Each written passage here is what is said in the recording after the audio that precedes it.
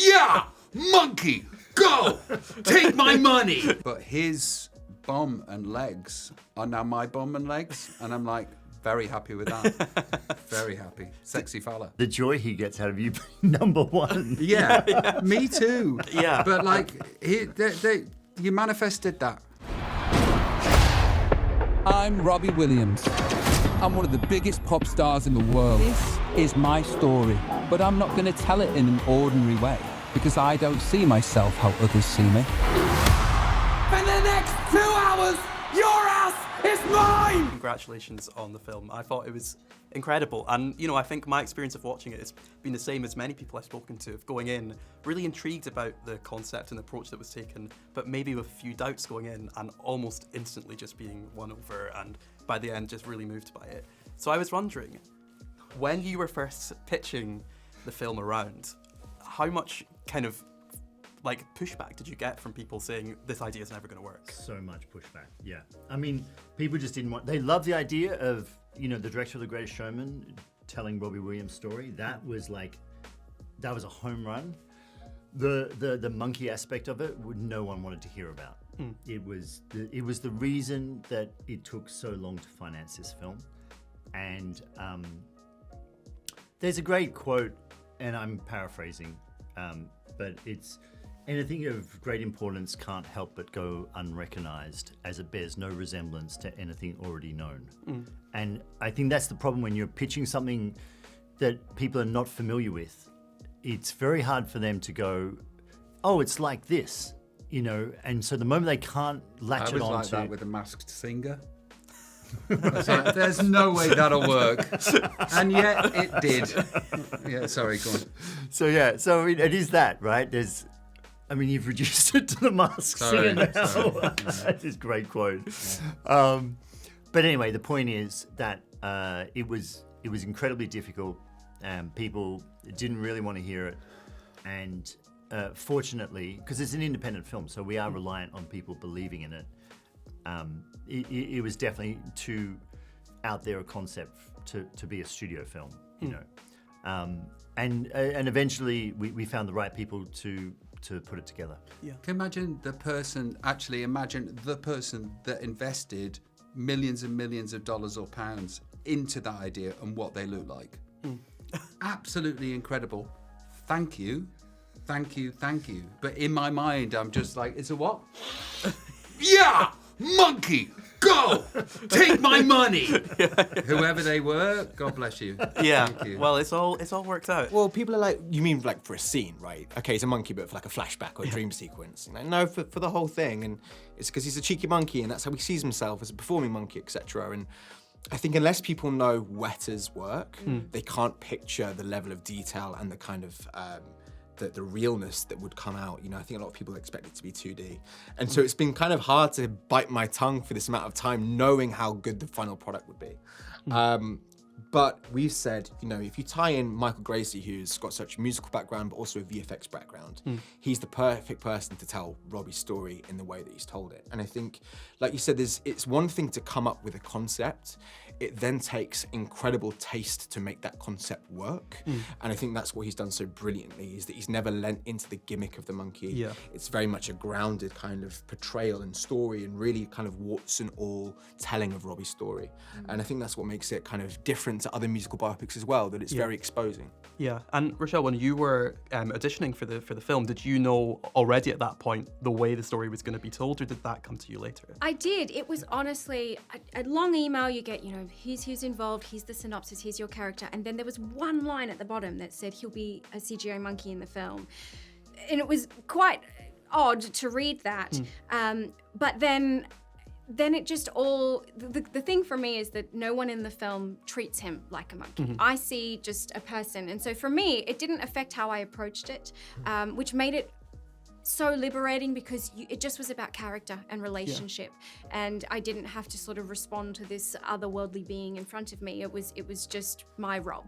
And so even when we were filming, this is my Rob. So I didn't have to picture, I didn't have to use my imagination past that. It was really, it just grounded it and made it all about relationships. And it was trying to explain it to other people, that was the tricky part. And eventually I just stopped saying it and was like, trust me when you see it. I promise it will pay off. Yeah, and it's such a moving film, and obviously it covers so much of your life, the highs and the lows. How much, obviously, to some extent, obviously you had to let Michael go away and make the film, but were there any particular small details that you really wanted to be included, or maybe that now looking and watching the film, you're really glad were included? No. Michael Gracey, director of The Greatest Showman, you're just like, here's the ball, you go run with it. You are happy with the casting of Jonno and his backside? I love his arse. Yeah. And also, because my torso is kind of big here and then weird bottom. I'm 6'1", which people don't know about me.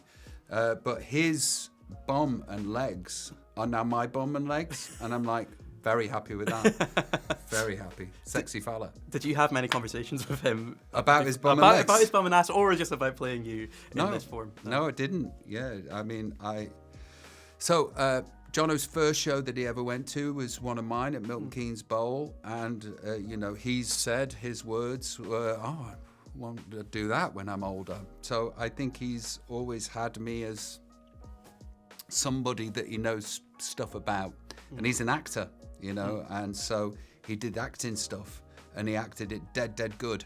Yeah, I mean, he's extraordinary. And if you need, quotes for reviews... use any of those. Any of those. He did it dead good. Dead good. It's in the headline, yeah. Yeah. His performance of Rob is just extraordinary. And it's to the point... dead good. Where, I'm trying to get it back on. Yeah. Extraordinary. But to the point where Rob and myself would actually look at sequences and just be in awe of how he has captured Rob on that screen. Yeah.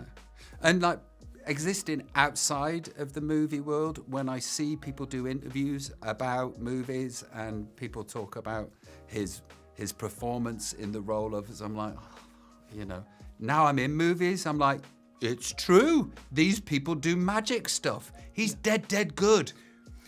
But even moments that, because a lot of it's taken from the interviews that we did, but there's moments that Jonno did, like the moment you just talked about before in the change room. Like, that's a crazy moment that is very specific, and that's not something you spoke about. There's stuff in this movie that I didn't talk about that is captured and is on the big screen, and it's unbelievable that it was like, I did that in exactly that way. Nobody else was there apart from me, and yet it's been captured. Very strange. Yeah, it is fascinating how I think there is a point in the film where you almost forget that it's a monkey. That it's just kind of becomes so natural, and it's like a magic trick. You get so used to it. Yeah. Yeah. In terms of the kind of physicality of the performance, I interviewed some of the cast from the recent Planet of the Apes film earlier this year, and for them, obviously, they're going through this quite long ape school, and I presume it's quite different for you because you're not necessarily doing the movement of an ape. So how do you kind of approach that from a movement? The only kind of ape aspect we kind of delved into was we tried having a few monkeyisms in there. Mm-hmm. It just felt too gimmicky. It felt like it was breaking the fourth wall and kind of devaluing everything we were trying to tell in terms of the story of this is how Rob sees himself, not like wink wink to the audience. So instead, we just wanted to explore what things that a human does that if you were to put then the mask of a monkey on top, you suddenly go, oh, that's a very primal movement. And so I found Rob's kind of safe space was on his haunches. It was something that when the world felt too heavy, I'd just kind of go into a crouch. And then when I saw that kind of transition to a monkey, it really, really worked. And it felt like someone that was kind of primitive, but also endangered. And then, so the other, in terms of movement, training was more the dancing stuff. Yeah. It was moving like Rob when he performs, how does he command a stage?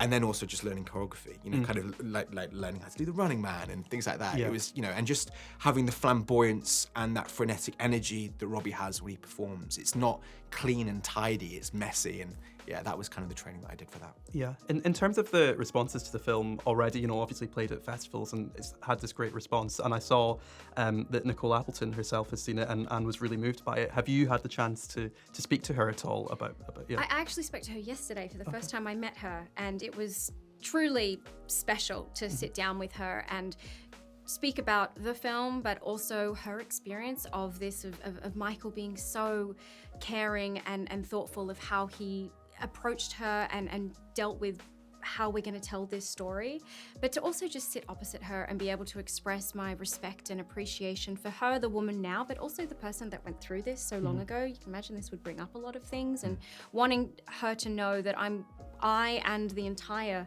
production come at this with really respectful intent, and she seemed to receive that, so it meant a lot to me to do that. Yeah. Have there been any responses that have really kind of stood out to you so far?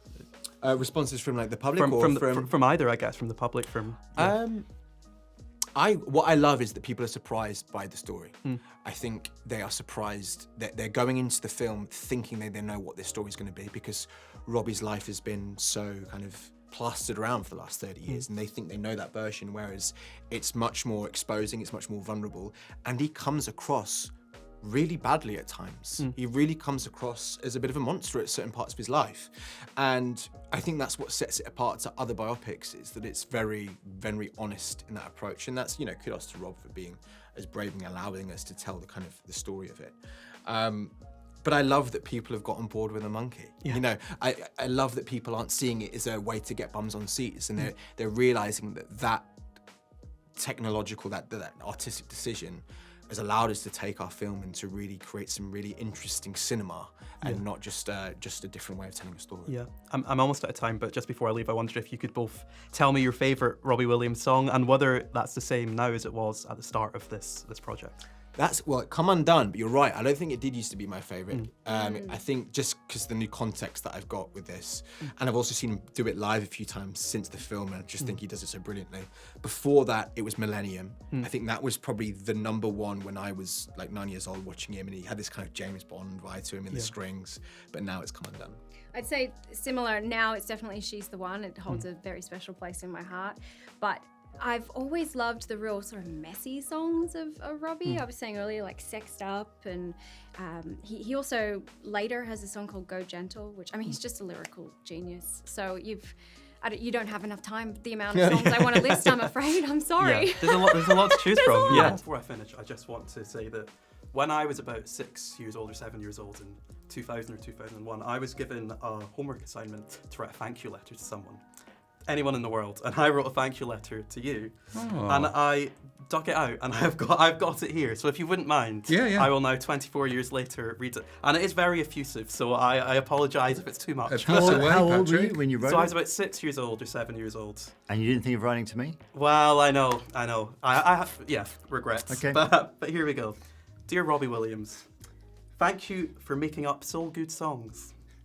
The grammar's not perfect, but my favourite of your songs is The Road to Mandalay, which is quite a deep cut, that was I love seeing you on Top of the Pops, and I also love it when you're number one on the chart. I think you're the best pop star in the whole wide world.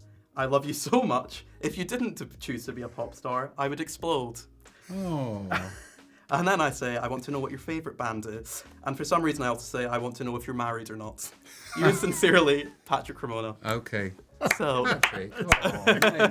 That's so sweet. That's so great that you wrote that and you've got to read that. I got to read it to you. Lovely. And I wasn't married. Now I am, Patrick. Yes. And my favourite band, I guess, is the Beatles. Boring answer, but there you go. And if it's not the Beatles, it's Public Enemy. But what a lovely thing to have written from such an innocent mind. It's dead good. Dead good.